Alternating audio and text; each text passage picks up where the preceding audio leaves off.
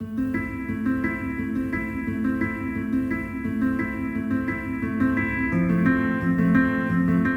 revenant à mer, dans leur village du Hakkari, situé dans le sud-est de la Turquie, l'objectif de Shmoni et Hormuz était de reconstruire leur village, berceau de leurs ancêtres, et de semer les graines d'une vie nouvelle pour leurs petits-enfants et leurs enfants, mais aussi pour leurs villageois et leur peuple.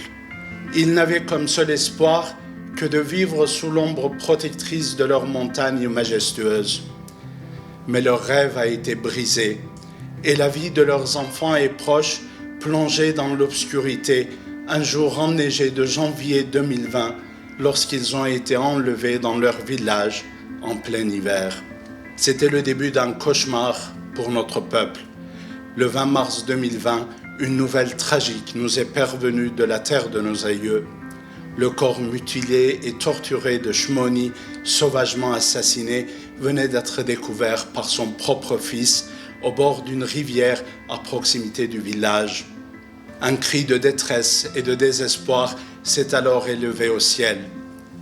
Depuis son enlèvement il y a plus de 2 ans, nous restons sans nouvelles de Hormuz.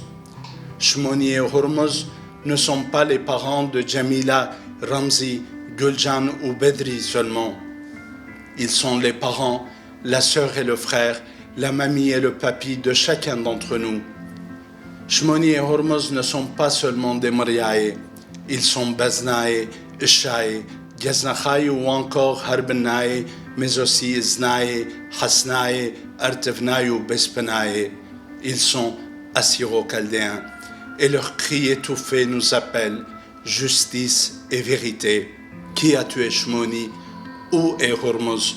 Ce sont les seules questions que nous poserons dimanche prochain, 20 mars 2022 à 15h sur la place du Trocadéro à Paris.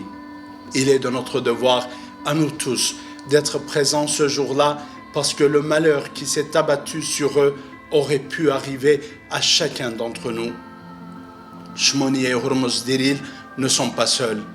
Ils ont une famille et leur famille, c'est le peuple assyro-chaldéen. Ce rassemblement pacifique n'est pas seulement celui du Conseil de coordination des Assyro-Chaldéens de France, mais de toutes nos instances et organisations. Si la seule évocation des noms de Shmoni et Hormuz blesse votre cœur, alors vous devez d'être là. C'est une question de conscience. Des autocars seront mis à disposition de ceux qui ne peuvent pas se rendre à Paris par leurs propres moyens à partir de midi à la gare de Sarcelles-Saint-Brice. Shmoni est notre mère, Hormuz est notre père. Entendons leurs cris qui demandent justice et vérité.